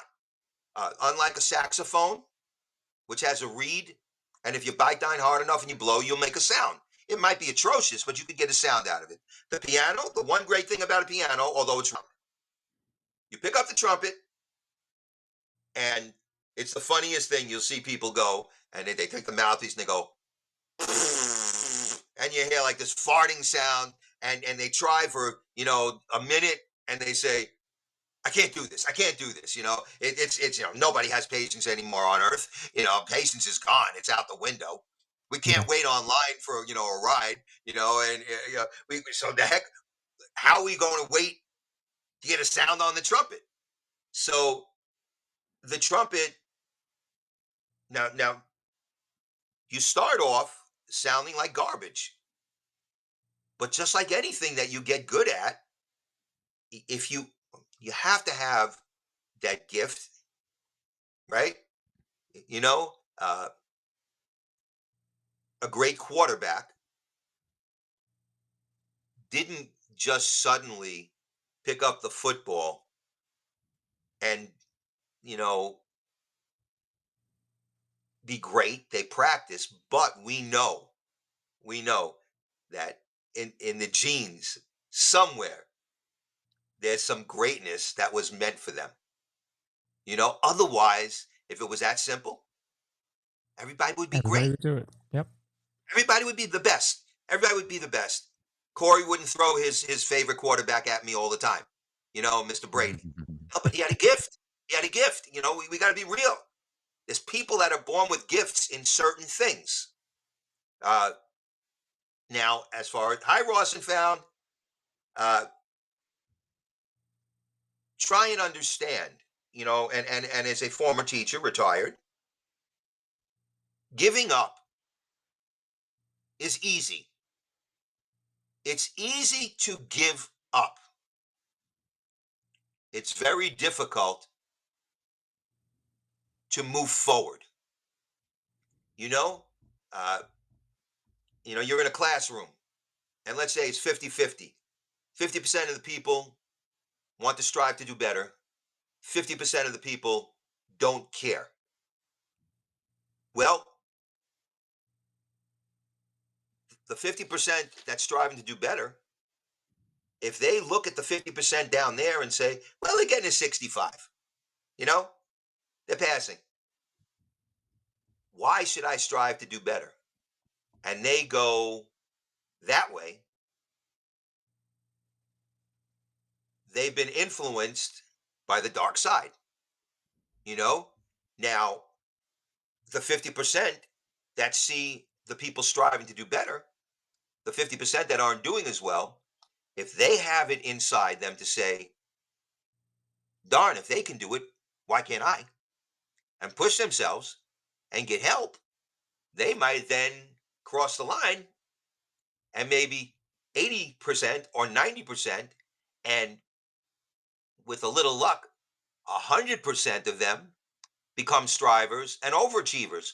We're not all given the same gift, but that does not mean we don't have the ability to achieve. Everybody's curve is different. Hmm. Everybody's curve is different. Man, I mean, yeah, you might look at me and say, man, look at that guy play. He's amazing. That's my curve, and I have to strive to get better. And I do. But for the person who's at a lower level, their learning curve, and whatever their learning curve is, if they can get just a little bit better and a little bit better, you fight the little battles to win the war. You can't win the war in a day or 2 days or 3 days. So I truly believe that each and every one of you in this chat, no matter what level you're at, yeah, Ellis Marsalis is great. Uh, and his brother Winton is great also. But I truly believe, oh, Tiger Girl played the bass. That's great. Wow. I truly believe that everybody has the potential to do more than they believe they can do. And that would definitely be a musical instrument also. I've said it before. Never ever give up. When you give up, you lose. I Yeah. don't like to lose. I don't give up. So play. If you had a guitar in your house, pull that guitar out. If you have drums, bang the drums. Who cares what it sounds like? Put it in the garage and jam along with Led Zeppelin. Rock out, make some noise and have fun. So, is there anything else we should know about Give Kids World? We know it's December 14th, Saturday, December 14th.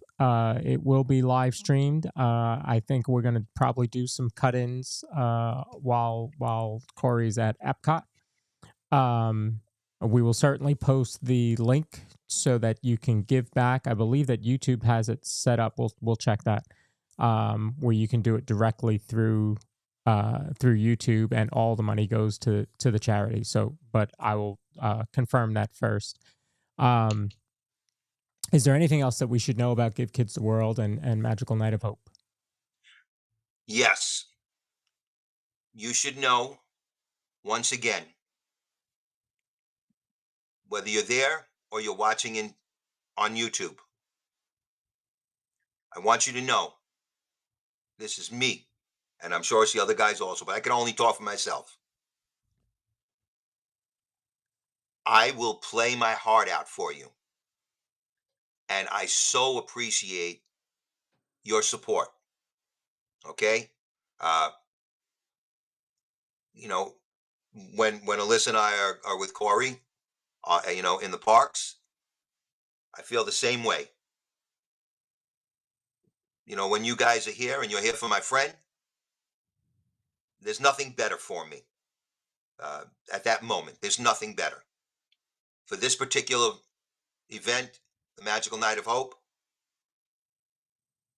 I can't say to any of you, oh, you've got to donate. Oh, blah, blah, blah. They need to listen, watch. If you can't, if life isn't where you're at the point where you can go ahead and do, watch and enjoy. see what it's all about. For those of you who live here, you can go to the village. You might want to go ahead and do something for them. They'll always take volunteers. But please, I know Corey is live. If you can't be there live, it's going to be posted and you can see it. Now, as far as me posting my music, I'm not here to promote myself. I'm not a promoter.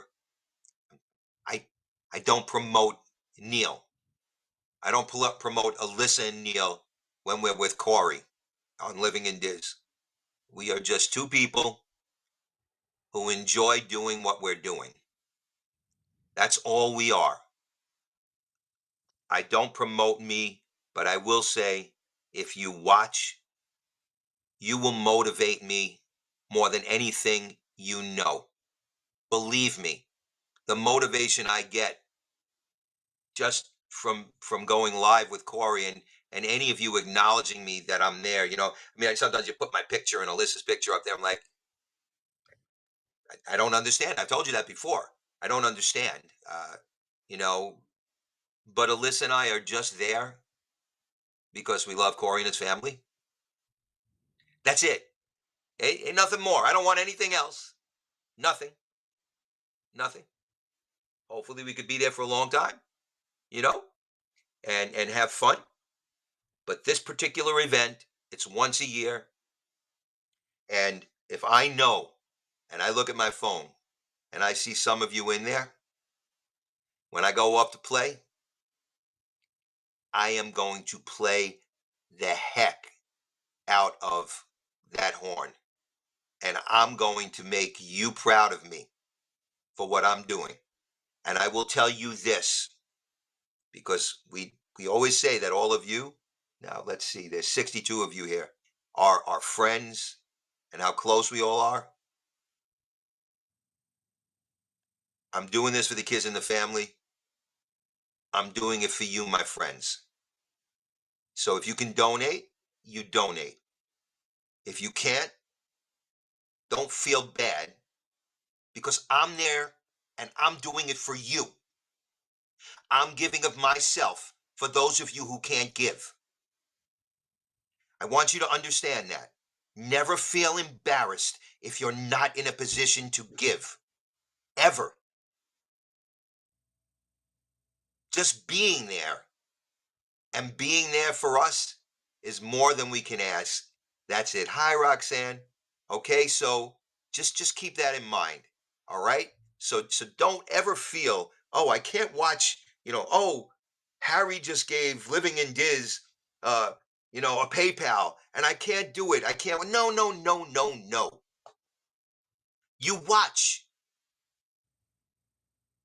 because you're still doing something. You're there, Yep. and your There's presence different is ways to felt. support. Yes, Yes, there's your different ways to presence is support. felt. Yes, and like I said, I'll go out there and I'm playing for myself. I'm playing for those families in the star room, for the people that are in the room and the people that are on YouTube. And if you're there, I'll know you're there. So it's going to be a great night. I can promise you. A Now, great night. we only have, after this show, we have 2 shows left. And then Corey and I are done. No, we we hit 500. No, Announcement.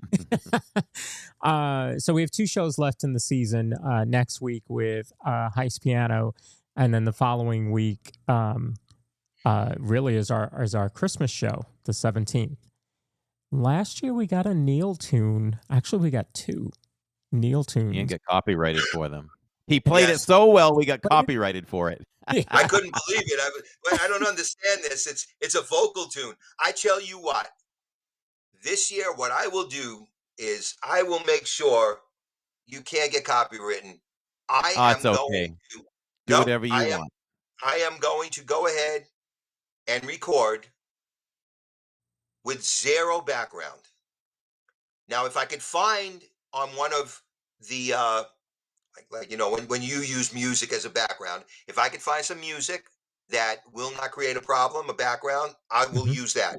But otherwise, I will just pick up my horn and solo a couple of tunes and send them to Corey and Lawrence.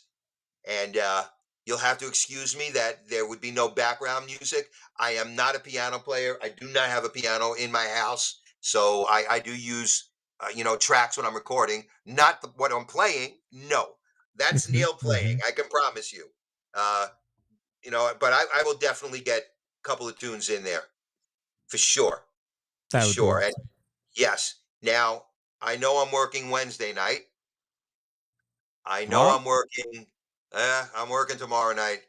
I'm working Saturday night. The following week, you're not blocked yet, right?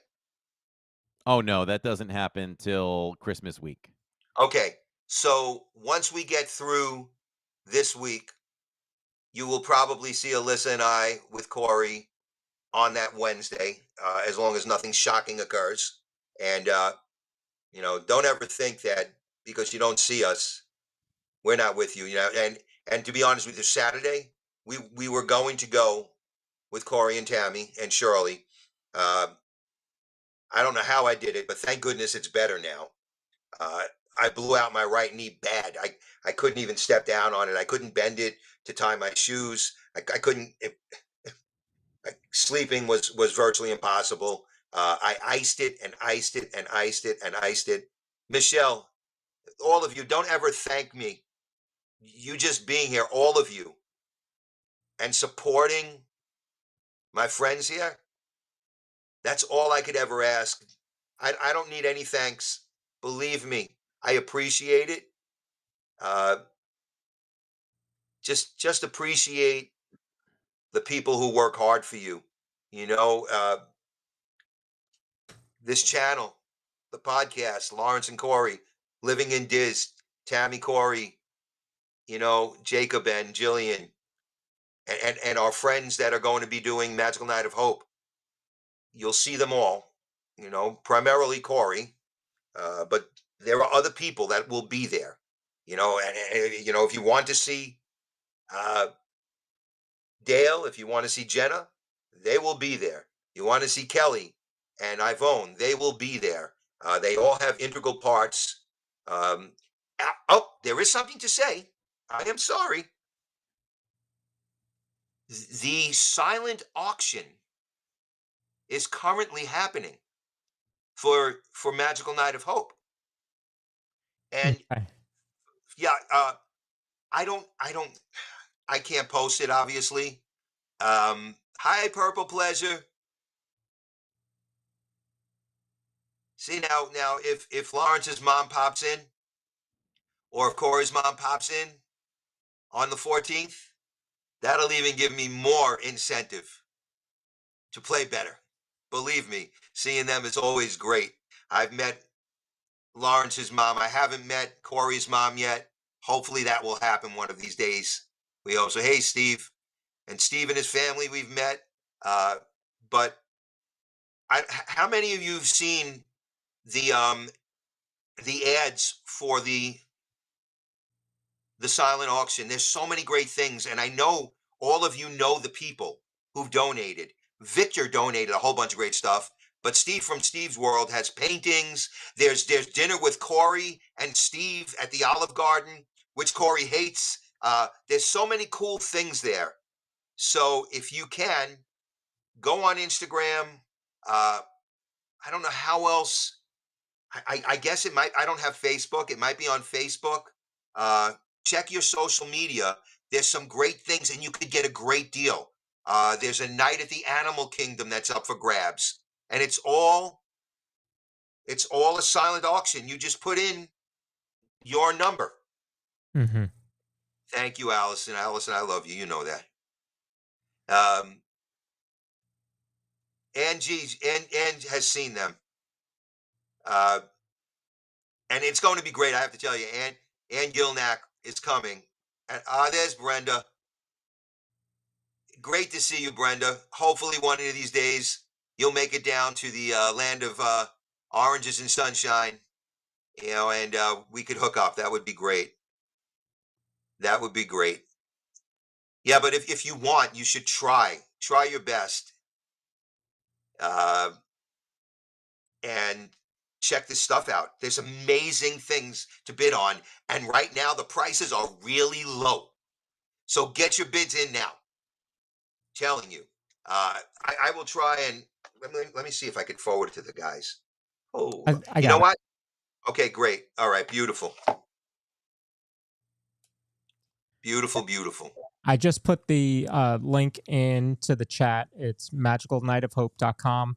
You'll go on there and you'll see silent auction right at the top, or it says live auction. And then underneath, if you were going to go and join Ann Gilnack, excuse me, you can buy your tickets there. But the live auction button is there right at the very top of the page. There's pizza for a week. Oh, it's intense. It's great Yeah. stuff. Yeah, mini golf at Disney with Corey and Stephanie. 15-minute Zoom call with Corey Meets World. Dinner with Steve and Corey, as you said. There's a Jafar painting by Steve. Yeah, there's quite a few options in there, and all of that goes towards. Oh, there's some shirts that would fit well on the DIZPod. So There's Roosevelt's. Ah, He got a yeah, bunch of Roosevelt's. yeah. Yes. Quite a few. So yeah, there's some pretty cool stuff in there. A lot of artwork that's original. Some reproductions. There's the original Lego castle, Disney Castle, which is up there. Well, this is the retired one, so maybe it's not the one I have. But yeah, there's plenty of stuff in there. Check it out. And like I said, it all goes to the charity. So It's a big thing. There's a lot of stuff, and like I said, try and get it in early. And I do believe that after we talked last night, I can't say 100%, but I do believe you might be able to get a phone call with Josh also. That's going to be up for grabs. There's a whole bunch of things there, but once again, I'll clarify: do you okay. have to do this? Absolutely not. Yeah. But you should look just for the fun of it. All of you, you'll find it very interesting. Yeah. Very, very cool. That's about it.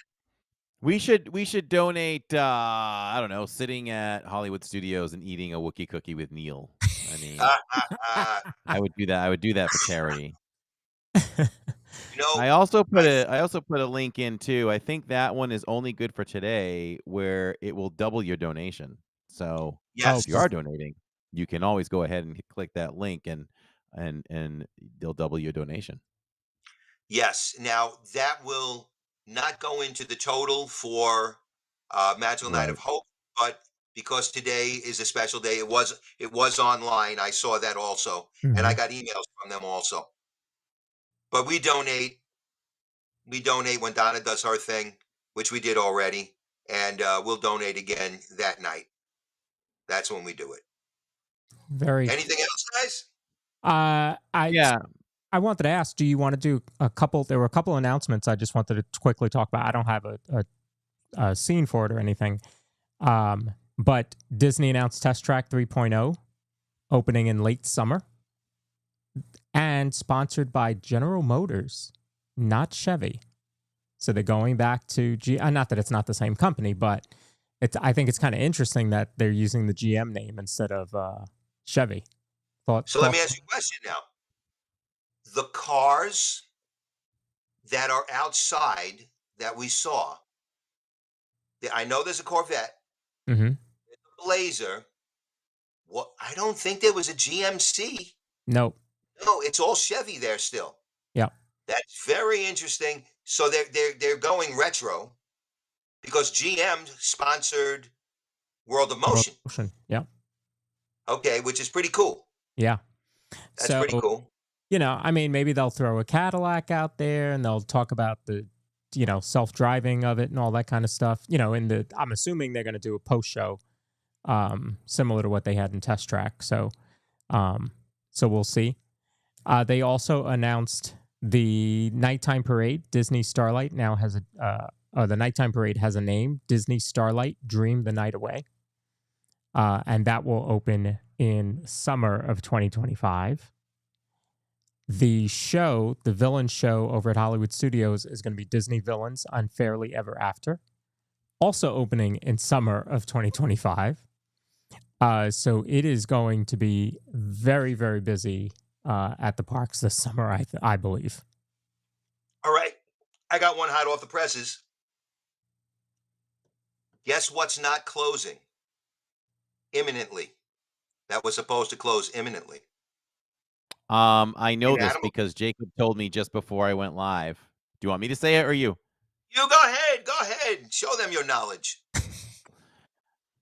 Dinosaur, the ride dinosaur, the attraction dinosaur over there in Animal Kingdom will be open well into 2026. There you go. 2 more Yes. years. Yeah. So You why did they do it? It's very simple. If you close the whole area, what's left at Animal Kingdom? Okay. You keep knocking things out. You're knocking things out. And people are like, wait a second. The line for Flight of Passage is now 5 hours long. Right. The line for Navi is 4.5 hours long. Wait, the Safari. I have to now. Now you're lined up in the Safari and you're in Asia. Okay, because the same people are coming. The numbers are still there, and you closed an entire area. So why couldn't they? Does it take a brainiac to figure this out?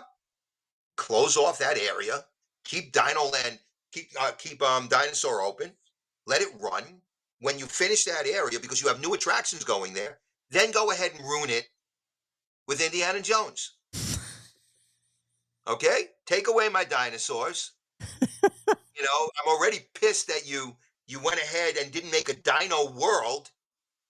Give me dinosaurs, please. I love dinosaurs. You So know what they did with you would have some of loved the Beastly dinosaurs? Kingdom. Yeah. Do you know what they did to the dinosaurs? Some of them that were in the Universe of Energy and Ellen's Energy Adventure. They're on the train ride in Disneyland when you go by the dinosaurs. Did you know that? no. Wow. Yes. They are by the train ride. So my favorite dinosaurs are there. Now, 2 things about Dino Land quickly. Number one, we were on it the other day because Alyssa and I went there. The first scene that you see after you go through the colored lights and you're transporting into the past is that dinosaur guzzling another dinosaur. Right? Mm-hmm. Yep. It's gone. It does not exist. It's empty there. It's blank. It's dark. It's dreary. My guzzling the dinosaur is history. Oh, Dole Whip Dave, don't be mean. We love dinosaurs. So that's gone. The rest of the ride is still cool. But I was kind of shocked that it was gone. Hmm. And you know what? One thing I always was bummed out about was the Brachiosaurus. The big one with the long neck. They used to call it a Brontosaurus. If you watch the Flintstones, it's a Brachiosaurus. That particular dinosaur used to shoot a mist from its nostrils when it would stick its head out. That's been gone since the pandemic. They never brought that back. I wish they would have brought that back. Now, the worst thing that we dealt with, it was tragic. We're walking, and what's my favorite animal to see besides the Peruvian shark catfish? My favorite animal is the American crocodile in Dino Land. Yes. Yes, We've you all like seen that. it. We Okay, finally you saw ready? him out there together. Guess what? It's gone, and it was a she. They got rid of her. Now, supposedly, through certain channels that I have that none of you have, they had a party, a cast party. People were crying. They loved this crocodile. Uh, it is now an empty, no water blob. The the plaque that was there that described what it was is gone. The umbrella that was there, where you could stand under to watch, is gone. The water is gone. All that's there is a log that was underwater. And people look at the log and go, "Oh, there's no, there's the crocodile." No, that is not the crocodile. They got now. Supposedly, one person said to us that she was getting older, and they were going to do this work, and they found some other Disney kind of place. Like, because I said to the guy, I hope they didn't put her on in the safari, because she's never been amongst other crocodiles, and that would be bad. And no, they didn't. So they put her somewhere. But like I said, they definitely they had a party and all, and the cast members were blown away. They loved her. I mean, it was just so cool to see that gigantic dinosaur. That is a dinosaur in that water whenever you went into the park. And they had it trained. I told you the story already of why the DJ had to be cut, because the DJ played the cowbell, and the signal for the crocodile to eat or go back in was the cowbell. So they had to cut the cowbell. Unlike on Saturday Night Live when Christopher Walken says, "We need more cowbell." No, the crocodile was going crazy from the cowbell, going in and out and in and Yeah. out. So they had to cut it. They had to cut it. That's why you don't see the DJ over in Dinoland anymore. That was my Dinoland story. Love I'm it. glad you knew that, though. I'm glad you knew that, Corey. That's right. They've Yeah, extended it. Now, who knows? It could go till 2007 or 8, because usually it takes Disney about quadruple the time of anybody else to get things done. Mm-hmm. we know this, right? Universal can build an entire theme park as big as any. And yeah, we haven't really done much yet with our announcement since D23, but eventually it may get there. Well, yeah, I mean, look, I forgive Disney for anything that happens, whatever. The truth of the matter is that, what they do perfectly. They do it the right way, for the most part. They've made a couple of mistakes with Figment, and imagination, but did you hear about Josh Gad? I'm going to interrupt you, Lawrence. I'm sorry. No, you're When good. Josh Gad wrote a letter to Disney corporate, Yeah. he went on Figment, and I don't think he found it stimulating. And he made an offer to be part of it if they redid it. Now, Alyssa thinks they might do it, and this is nothing against Disney. I truly believe they're not going to listen to Josh Gad at all. But he did come out and make this statement and said, now Alyssa said something to the effect of, like, he'd be Olaf with Figment, and I was like, no. Olaf and Figment don't match. What is that? Right. Give me Dreamfinder back, or something cool, to because the original was the best. But yeah, that's another thing that's happening, that because he was just here doing the candlelight. He did the 2 opening. But Oh, okay. here's something. When I saw that, it made me think back to before they announced that Happily Ever After was coming back, and Jordan Fisher went on his Instagram and posted something about Happily Ever After. And it was just enough of a tease to go, oh, maybe Enchantment's gone away and we're getting Happily Ever After back. And sure enough, the announcement was made soon after that. So I kind of felt like maybe that's what, maybe they're using Josh to just give a little bit of a tease, and they are going to be doing something with that. That would be very, very cool. Lawrence, you and Corey. I was just thinking that. Yeah, you both I was have just high thinking that hopes too. all the time. No. I think we're right on a lot of this stuff. I think this. Don't we always think this when we love Disney? Like what you said about the dinosaur ride.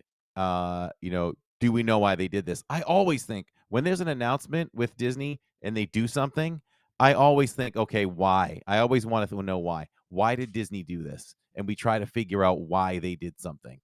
And it's fun to try to figure out those things because, like you said, they pretty much do everything perfectly. So everything is calculated in what they do. So I was already thinking kind of the same thing as when you said that about Josh Gad and Lawrence started talking about it. It's like I would almost say 100% something's going to happen now because Disney wouldn't put that out there. Or they're putting it out there to see what the fan reaction is because feedback and fan reaction is big for Disney and they have a history of doing things like that. Let's just tease something and see what the people say. Yep. Sneaky, but I think there's something in the works. Okay, I'm listening to both of you, and I will tell you the part that I add to the duo, the dynamic duo you two Park Bros, is that I am the one that questions and doesn't believe everything on the surface. I delve way deeper. You can throw something at me, and I'm like, okay, and I kind of look at the whole scenario revolving around it. With Happily Ever After, all they really had to do was switch uh, the projections because they had it already. Like they were doing Happily Ever After and the other show later on in the night.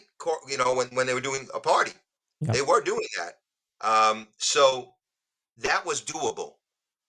Changing imagination. I mean, for those of you who remember the original, when you go through and hey, Lawrence, this is a great thing to show the people because a lot of these folks probably don't even remember what the original imagination looks like. If you could go and pull that out, that would be cool. At the end of a stream, they could see the difference. There are parts that you just know that they just put a wall, and who knows what's back there. Who knows what's back there? Lucas told us a story the other day that in Spaceship Earth, for those of you who have been to Spaceship Earth or watched a stream, which should be all of you, otherwise you wouldn't be here, there's that beautiful picture as you're walking outside on the right side of the wall. And it's got the astronauts, right, floating in space. Well, in the original Spaceship Earth, before they redid it, they revisioned it, those astronauts were there. Well, there are other things that were there. Now the astronauts are gone. They went to another, I forget where he said, but they are being used at another place. But there was a lady that's in the original Spaceship Earth, and all they did was put a curtain. And she's still behind the curtain. And she's an animatronic, and she's staring right out. And people who go back there get bugged out because this lady is still there. Isn't that wow. You can look it up. It's pretty funny. It's like the Paperboy, just turn him around, just face him backwards. You know why the Paperboy is turned around, right? Tell us again. The New York Post, extra, read all about it, extra. There was a strike. And people were writing and like spitting on him and throwing things at him. And like, I think they broke his finger off or something. So they moved him. And they moved him into that corner. I wish they'd bring him back. I mean, for all I know, he could still be, who knows what he looks like anymore. Who knows? Maybe they can't turn him around, but it would be cool. It would be cool, but that's why they moved him. There was a strike. Yeah. And the paper that they print is the Post, the New York Post. And that's why they moved him. People were not being nice. They were being nasty. So, real quickly, I'll talk about next or this coming week, Saturday. Tomorrow we're at Magic. Yes, at Magic Kingdom. Magic Kingdom open till 11 p.m. Eastern time. Okay, so we'll have a and it'll be chilly. It's gonna be chilly. Yeah. We'll be at Magic, and I'll do the pre-show, and then the post-show is going to be um, Main Street Electrical Parade. So I'm excited about that. Saturday, We are actually breaking an LID rule where we're going to be at Epcot because we haven't done the Festival of the Holidays.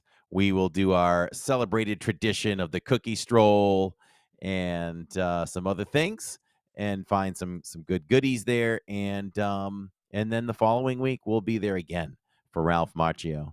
And once again, while Neal's playing his butt off, we'll have to just you might have to ask Corey if we can pull this channel in, but we'd love to pull the channel in here and there, yeah, so that you all can see a little bit of Neal's performance and whatever's going on there. We'll keep checking in, and we'll keep touting everyone to go over there and donate too. absolutely. Great. Good night, Mom. I just want to say good night, Mom. She's heading to bed. Let's put Purple Pleasure to bed. She was in New Good York night, Purple celebrating Pleasure. her birthday yesterday. Happy birthday, Purple Pleasure. And her anniversary, her wedding anniversary, is also her birthday. And Beautiful. I'll give you the triple effect. Her husband's birthday was also yesterday. So That's crazy. Born on the same day and got married on the same day. Love it. So good night, Mom. Anthony Butcher, thank you. Appreciate you watching the show and your kind words there. So yeah, we'll do, now that Neal has me thinking about Figment, I may try and find you the original Figment ride. That would be great. To go along with that. If not, then we may, actually I may still do it anyway. We'll show Heiss's version of Luminous for the post show, which is very, very cool because he'll be on the DIZPod with us next Tuesday. That'll be and excited to talk to him. He's a self-taught pianist. Self-taught. Crazy to me. Great. He's great. Yeah. So looking forward to that. Neal, I appreciate always talking to you, whether we're just chatting on the phone or you're in the parks or here on the DIZPod. You do more for me and my family than you will ever know. So I appreciate that. Just you guys say it's all, the feeling is mutual, and it's always a pleasure to talk to my friends, to those of you in the chat, et cetera, et cetera. Corey, you're going to enjoy the Festival of the Holidays. Alyssa and I went with Lucas and Megan. We were there twice already. There's some great things to eat. I am going to highly recommend. Ann Gilnack, are you listening? Josh R., are you listening? Remind me not to try this. L'chaim. Go to the L'chaim booth to Life. Okay. They have the potato pancakes, or the potato pancakes with salmon. They also have the black and white cookie. Josh and Angie, are you listening? They have rugalach. Nobody could pronounce it correctly. We were online, and I asked a cast member. I felt bad. I was just joking around. She's obviously from the international program, and I said, "How do you pronounce that?" Rogaloo. And I'm like, does anybody know how to pronounce it? So suddenly I was giving them a diction lesson on how to pronounce the CH in Hebrew, that it's a ch sound. And so a gentleman, an African-American gentleman, looked at L'chaim and says, "Does that say L'chaim?" And I said, "Yes." He goes, "Wow, I thought it was L'chaim." I said, "No, you got it right now." So Disney didn't pay me, but I taught at least 20 people how to say Rugalach and L'chaim.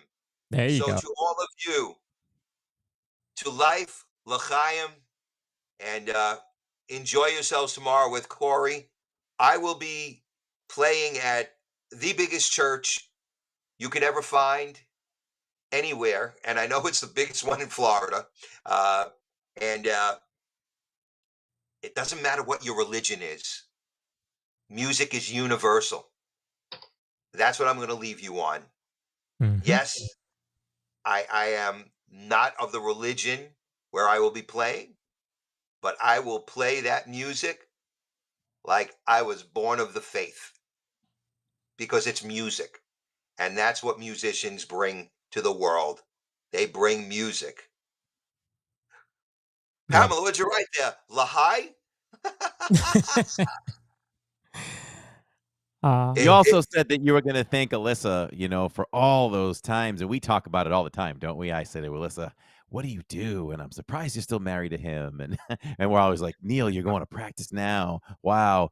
I want to thank Tammy for allowing me to play rock band in the house and sing to my, you know, to my glory or whatever, for years when I was in my rock band phase. So I thank well, her I'm for gonna putting up I'm gonna with make the me. statement to you right now.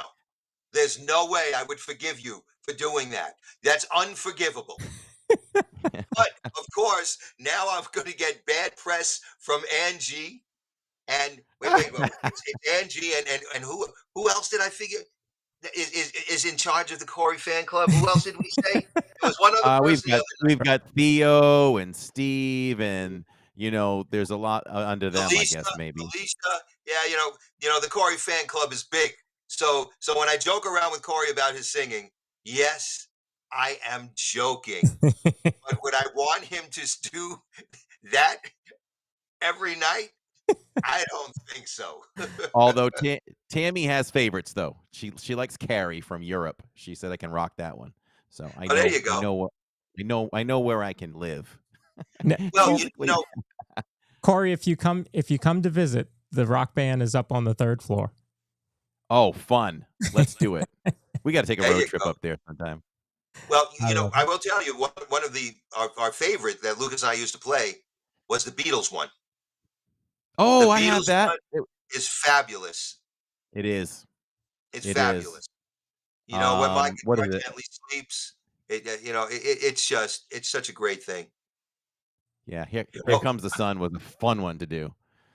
okay, Josh R. Just to prove that I'm from Brooklyn, I'm going to read what you wrote, and you tell me if I'm right. Throw in a potato knish filled with kasha varnish and I'm sold. Yes, and you know what, Josh? I actually worked at Mr. Appetizer in the Kings Plaza Mall when I was a teen, before I could drive, and I sold that stuff. Mm. There you go. Of course, Tiger Girl, there is a Corey fan club. You just have to get in touch with Angie, and she will lead you into the light. She Don't will lead you worry, into don't the light. worry. Neal was the first one to sign up. He's got all the monthly gifts that come with it, It's including a unbelievable. signed flat. I got Corey's Yep, pictures all over my wall. autograph. Yeah, autographs. I'm a lucky guy. I'm a lucky guy. I am a lucky guy. But thank you for having me, guys. Folks, Appreciate thank you you coming for on. listening to me. All righty.